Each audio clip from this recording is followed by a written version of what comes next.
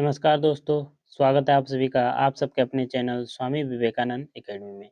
आज के इस वीडियो में हम सब मॉडल क्वेश्चन पेपर का सॉल्यूशन करने वाले हैं सब्जेक्टिव का। ये मॉडल पेपर ज्योग्राफी का है और इसका जो मॉडल क्वेश्चन पेपर है ये 2021-22 का इसका जो सब्जेक्टिव क्वेश्चन है उसका सॉल्यूशन करने वाले हैं। फुल कंप्लीट सॉल्यूशन करने वाले हैं इसका, ठीक ना, सब्जेक्टिव का। और यहाँ से मोर इम्पोर्टेंट है कि सब्जेक्टिव क्वेश्चन बोर्ड एग्जाम 2026 में आए। तो आप लोग इस वीडियो का शुरू से लेकर अंत तक जरूर देखिएगा। तो चलिए अगले क्वेश्चन की ओर बढ़ते हैं। पहले हम सब इस वीडियो में अति लघुत्तरीय प्रश्न देखेंगे, फिर लघुत्तरीय प्रश्न और फिर दीर्घोत्तरीय प्रश्न। अति लघुत्तरीय प्रश्न में हम सब 9 क्वेश्चन देखेंगे। तो चलिए देखते हैं। पहला क्वेश्चन क्या है? पहला क्वेश्चन है क्वेश्चन नंबर 28। आप सब वहाँ पे मॉडल क्वेश्चन पेपर चेक कर सकते हैं। तो भारत में लिंग अनुपात घटने के कोई 2 कारण बताइए। तो भारत में जो है लिंग अनुपात घटने का 2 कारण क्या है? पहला है कन्या का भ्रूण हत्या एवं बालिक जन्म के प्रति जो है नकारात्मक दृष्टिकोण। और दूसरा क्या है? महिलाओं की स्वास्थ्य एवं शिक्षा की कमी, जिससे क्या हो उनकी मृत्यु अधिक होती है। यही कारण है कि भारत में लिंग अनुपात घटने का। अगले क्वेश्चन की ओर बढ़ें। अगला क्वेश्चन है क्वेश्चन नंबर 29। क्वेश्चन 29 क्या है कि भारत में जल प्रदूषण के किसी 2 स्रोतों का उल्लेख कीजिए। भारत में जो है जल स्रोतों के किसी 2 का जो है उल्लेख करने बोला है। तो पहला है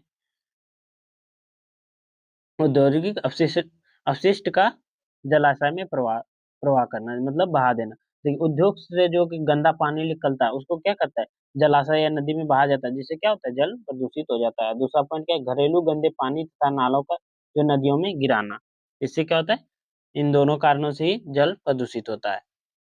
अगले क्वेश्चन की ओर है क्वेश्चन नंबर 30। क्वेश्चन नंबर 30 क्या है? क्वेश्चन नंबर 30 है मुंबई हॉबर क्यों प्रसिद्ध है? मुंबई जो हॉबर है वो क्यों प्रसिद्ध है?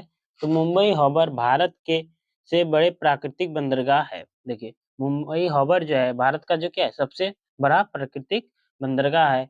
यहाँ गहरे जल, सुरक्षित तट रेखा और व्यापारिक दृष्टिकोण से अत्यंत उपयुक्त होने के कारण प्रसिद्ध है।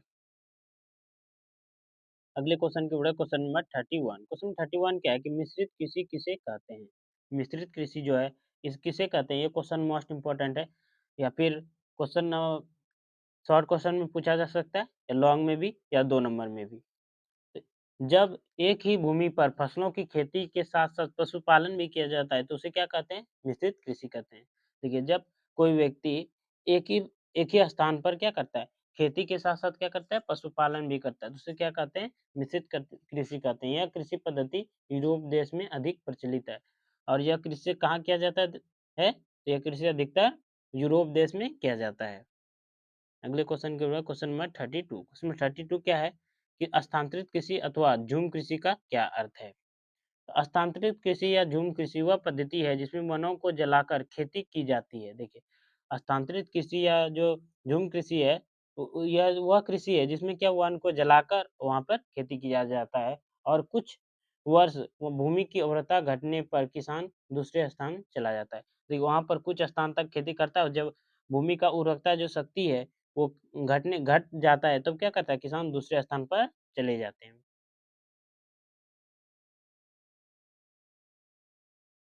अगले क्वेश्चन बोल रहा हूँ क्वेश्चन नंबर 33। क्वेश्चन 33 क्या है कि जनसंख्या घनत्व किसे कहते हैं?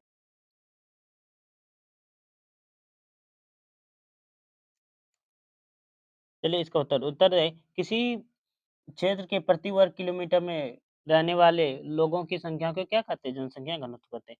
इसका डेफिनेशन बहुत ही आसान है। क्या? तो आप सीधे से लिख सकते हैं कि यहाँ पे लिखते हैं किसी भी क्षेत्र के प्रति वर्ग किलोमीटर में रहने वाले जो है लोगों की संख्या को क्या कहते हैं? जनसंख्या घनत्व कहते हैं। ये मोस्ट इम्पोर्टेंट है 2026 के लिए आ सकता है। अगले क्वेश्चन की ओर है क्वेश्चन नंबर 34। क्वेश्चन नंबर 34 है प्रवास के 2 प्रमुख कारण कौन-कौन से हैं? प्रवास के जो है प्रमुख 2 कारक कौन-कौन से हैं? तो पहला है आंतरिक कारक और दूसरा है अंतर्राष्ट्रीय प्रवास। देश की सीमाओं में के भीतर एक स्थान से दूसरे स्थान पर जाना क्या कहता है? अंतरिक प्रवास कहते हैं और अंतर्राष्ट्रीय प्रवास एक देश से दूसरे देश में बसने या कार्य करने हेतु जाना क्या कहते हैं? वो अंतर्राष्ट्रीय व्यापार कहते प्रवास कहते हैं। अब आगे हम सब देखने वाले लघु उत्तरीय प्रश्न, short type question most important है। यहाँ से आप सबका मोस्ट इम्पोर्टेंट सभी क्वेश्चन होंगे। पहला क्वेश्चन है मानव भूगोल की परिभाषा दीजिए, इसके मुख्य जो है अध्ययन क्षेत्रों का उल्लेख कीजिए। ये मोस्ट इम्पोर्टेंट क्वेश्चन है 2026 के लिए, याद रखिएगा, आप सब याद कर लीजिएगा। तो चलिए इसका उत्तर देखते हैं। उत्तर है मानव भूगोल वह शाखा है जो मनुष्य और उसके भौतिक पर्यावरण के संबंधों का अध्ययन कराती है। मानव भूगोल जो है वह भूगोल का वह शाखा है जिसमें क्या करता है, मनुष्य और उसके भौतिक पर्यावरण के बीच संबंध कैसा उससे उसका अध्ययन कराता है और यह समझाने का प्रयास करती है कि मनुष्य अपने परिवेश को कैसे प्रभावित करते हैं और उसे कैसे प्रभावित होते हैं। इसका मुख्य अध्ययन क्षेत्र है इसका मुख्य अध्ययन क्षेत्र क्या है? पहला है जनसंख्या, बनावट का और प्रवास, कृषि, उद्योग, परिवहन, आर्थिक क्रिया में देखिए आर्थिक और सांस्कृतिक परिदृश्य, ये क्या है? इनका मुख्य क्षेत्र है। अगले को बढ़ें, अगला क्वेश्चन है क्वेश्चन नंबर 36। क्वेश्चन 36 है कि नगरीय बस्तियों के प्रकार का वर्णन करें। तो चलिए इसका उत्तर उत्तर है नगरीय बस्तियों को उनके कार्यों के आधार पर 3 प्रकारों में बाँटा गया है। नगरीय बस्तियों को क्या है? उनके कार्यों के आधार पर 3 प्रकार में बाँटा गया है। पहला है प्रशासनिक नगर, जहाँ की शासन एवं प्रशासन के कार्य होते हैं जैसे दिल्ली। दूसरा औद्योगिक नगर, जहाँ मुख्य रूप से क्या है? उद्योग स्थापित है। कहाँ पे? जमशेदपुर में। अगला है व्यापारिक नगर, जहाँ व्यापार और वाणिज्यिक गतिविधियाँ केंद्रित होते हैं, उसे क्या कहते हैं? उसे जो है न व्यापारी नगर कहते हैं, जैसे मुंबई। मोस्ट इम्पोर्टेंट है, याद कर लीजिएगा, बहुत छोटा है। अगला है मानव भूगोल के 4 प्रमुख घटक के नाम लिखें। चलिए उसका उत्तर देखते हैं। मानव विकास के 4 प्रमुख घटक, पहला है समता। जहाँ यहाँ पर समता का मतलब क्या है? यहाँ पर समता का मतलब है कि लोगों को संसाधन कराना ताकि सभी को विकास करने का समान अवसर मिल सके। सतत पोषणता का अर्थ है कि वर्तमान में जो उपलब्ध संसाधन है, इसका इस प्रकार प्रयोग करना जिससे आने वाले पीढ़ी भी उस संसाधन का प्रयोग कर सके। अगला है उत्पादकता।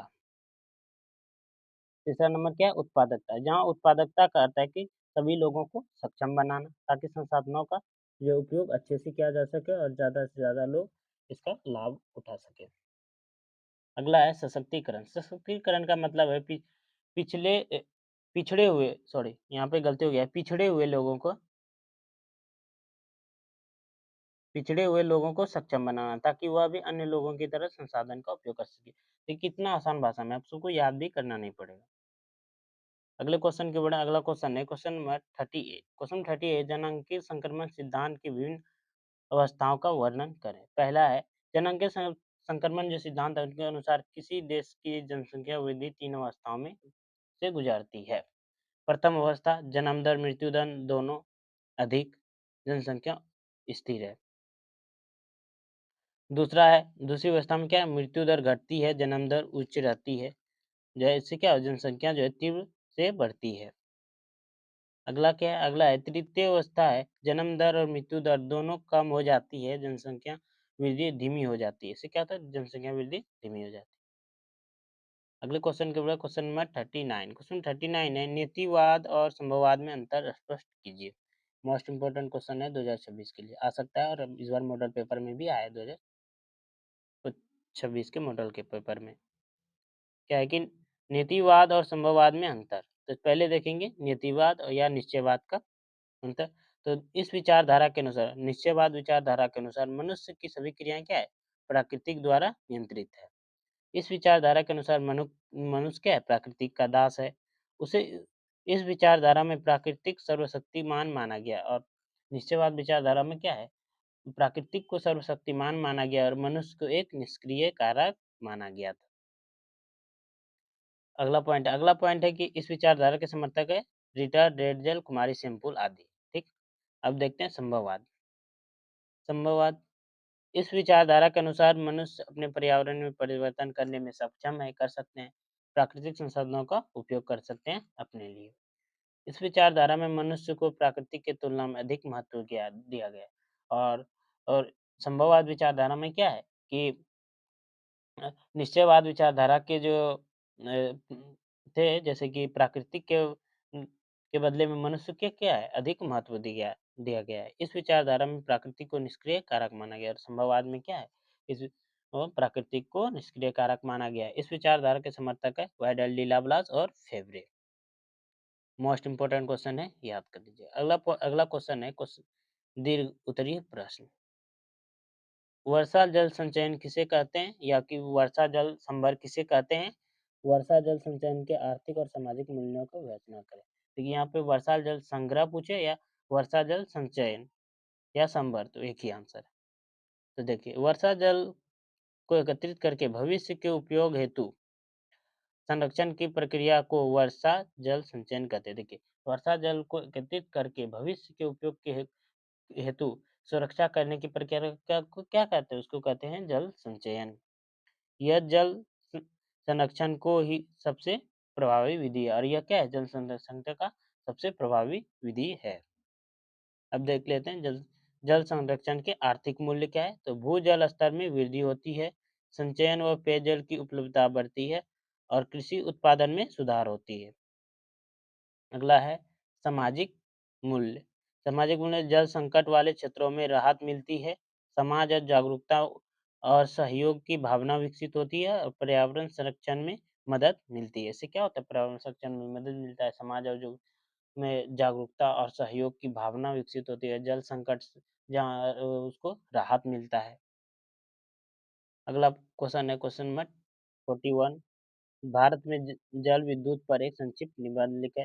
तो भारत में जल विद्युत ऊर्जा उत्पादन नदियों के प्रवाह से किया जाता है। भारत में जल विद्युत का जो ऊर्जा उसका उत्पादन कहाँ से किया जाता है, तो नदियों से किया जाता है। यह ऊर्जा स्वच्छ, अक्षय और सस्ती होती है।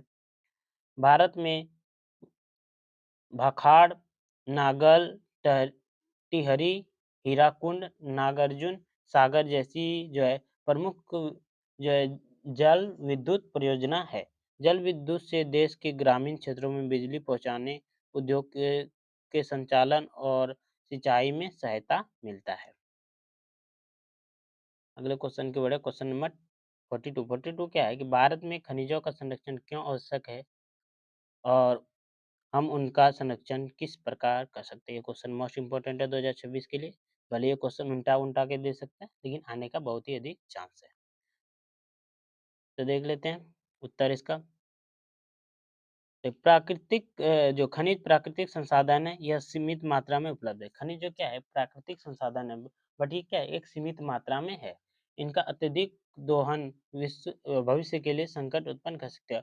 आज का अत्यधिक खर्च करना या अत्यधिक उपयोग करना क्या है, भविष्य के लिए संकट उत्पन्न कर सकती है। इसका कारण इन इसीलिए इसका संरक्षण आवश्यक है। संरक्षण के उपाय, पहला खनिज का पुनर्चक्रण किया जाए, मतलब कि खनिज को जो है रिसाइकल किया जाए। दूसरा है अपव्यय और अवैध खनन को रोका जाए। अफवाह जो है और अवैध जो खनन है उसको रोका जाए।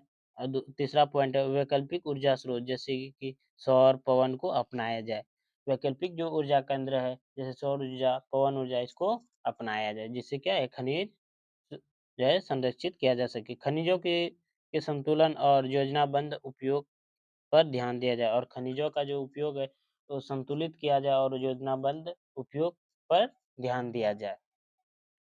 इन सभी कारणों से क्या है, कर सकते हैं हम खनिज को संरक्षण। ये थे most important question model set 2021-22 का। तो आप लोगों को वीडियो कैसा लगा? अगर वीडियो अच्छा लगा तो वीडियो को लाइक कीजिए और चैनल को सब्सक्राइब कीजिए। यहाँ से बहुत सब क्वेश्चन आपको बोर्ड एग्जाम 2026 में देखने को मिलेंगे। तो चलिए मिलते हैं अगले वीडियो में। जय हिंद, जय भारत।